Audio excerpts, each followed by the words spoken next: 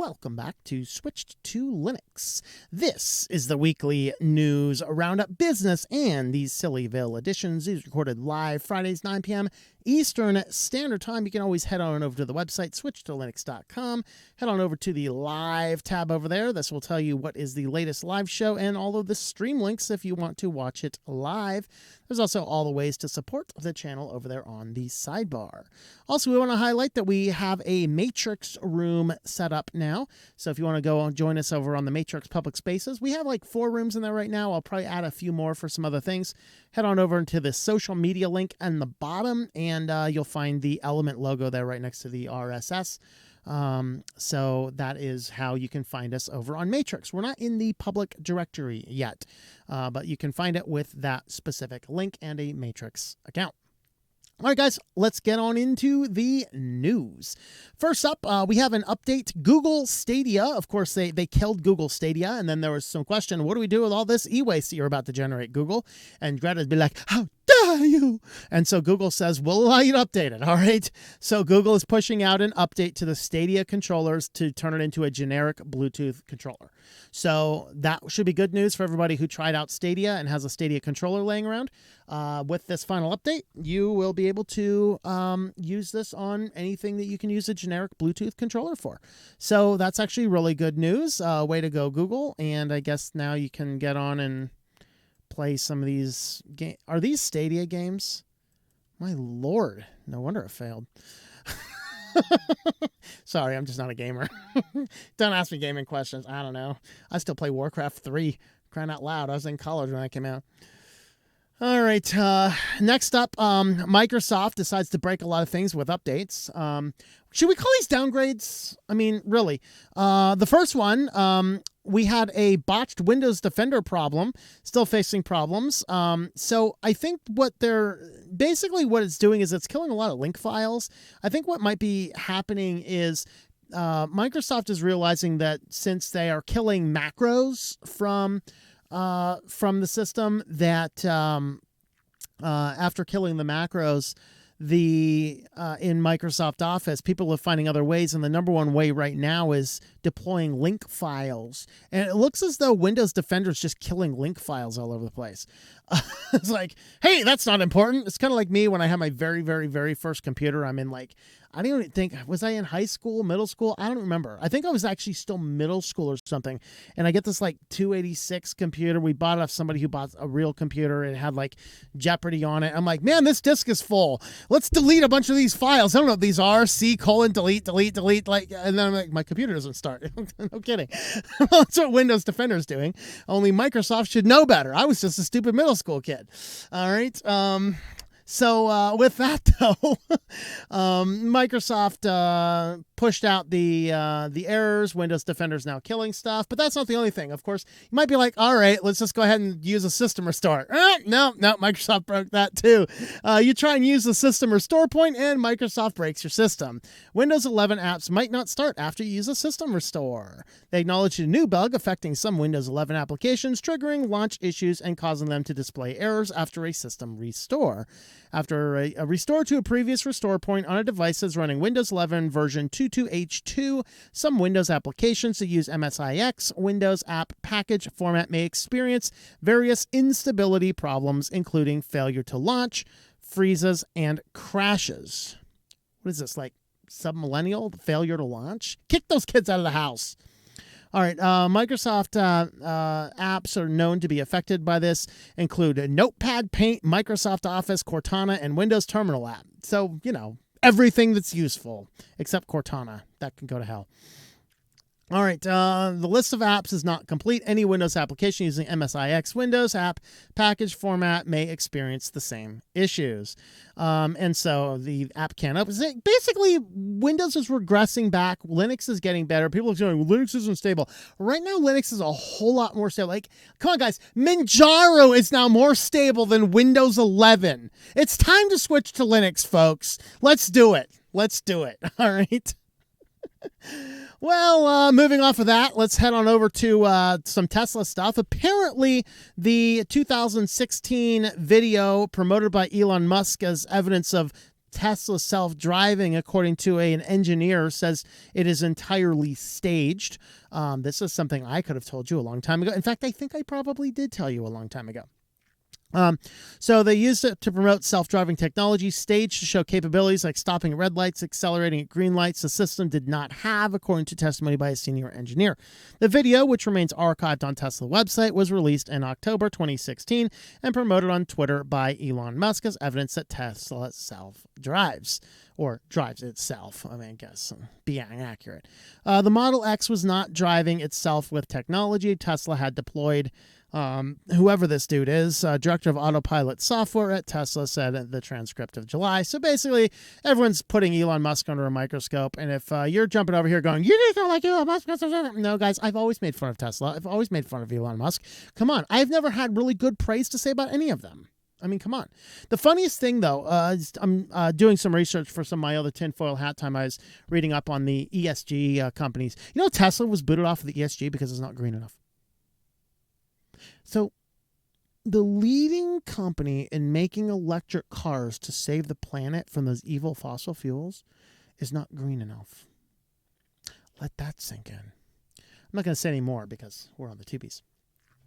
Finally, the Linux Foundation has recognized that, yes, indeed, Metaverse is going to be a thing. So let's go ahead and create our own open Metaverse. So if you're going to force me to participate in the nonsense that happens to be some weird computer fake Ready Player One like crazy world, Ready Player One, is that the movie I'm thinking of? I've never seen it. Should I watch it? Let me know in the comments.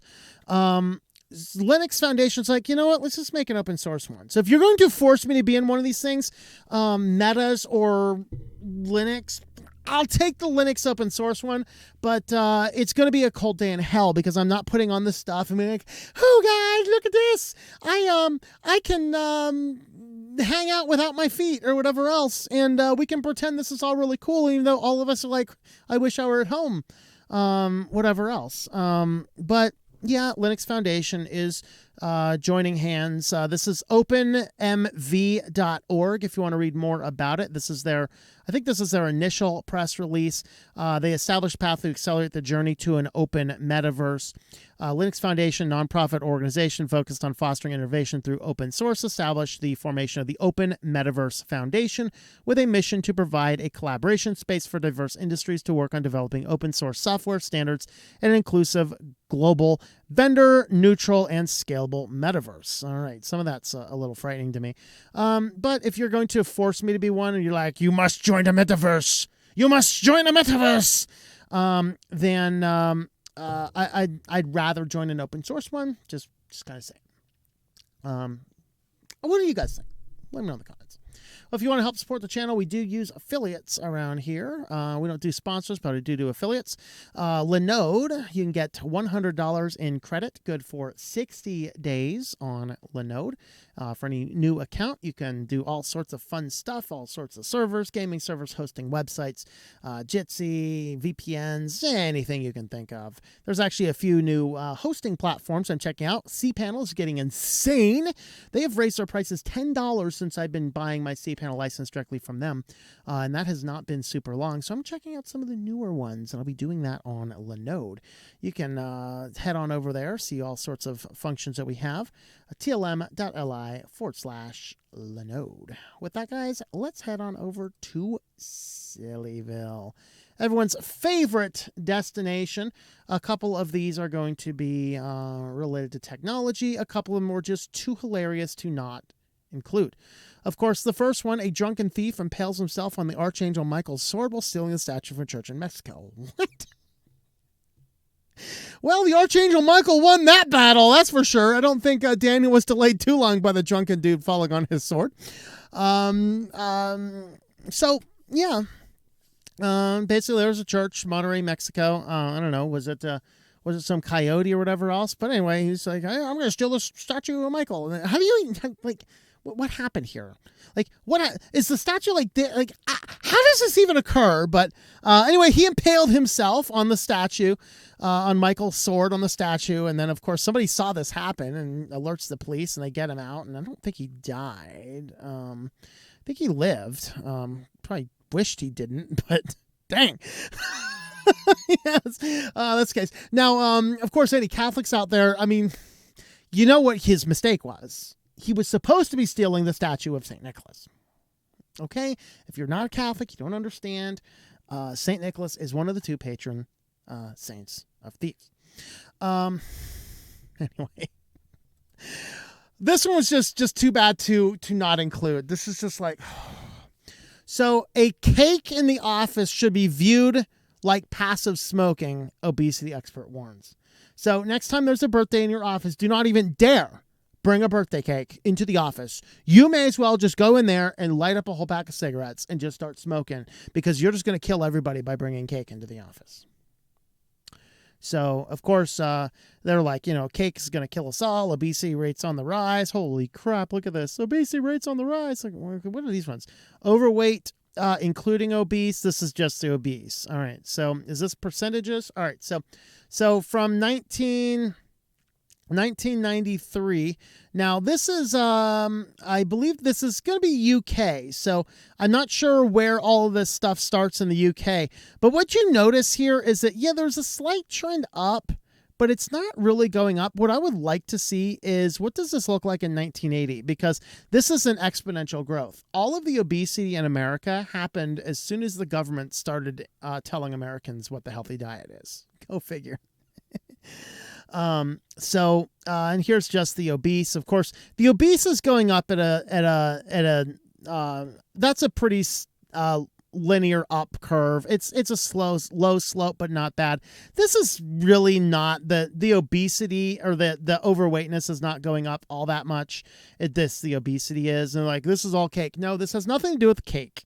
Okay, this has to do with personal responsibility. Maybe it has to do with exercise. It has to do with, yes, the type of food we do eat. That is a factor. There's a lot of factors here. You cannot blame somebody bringing a cake into the office because it's somebody's birthday, once a month, as causing the obesity crisis. I'm sorry. No, it's the fact that you go home at night and you lounge on the couch and drink some Haagen-Dazs. What in the world is going on there? And on to our tech ones.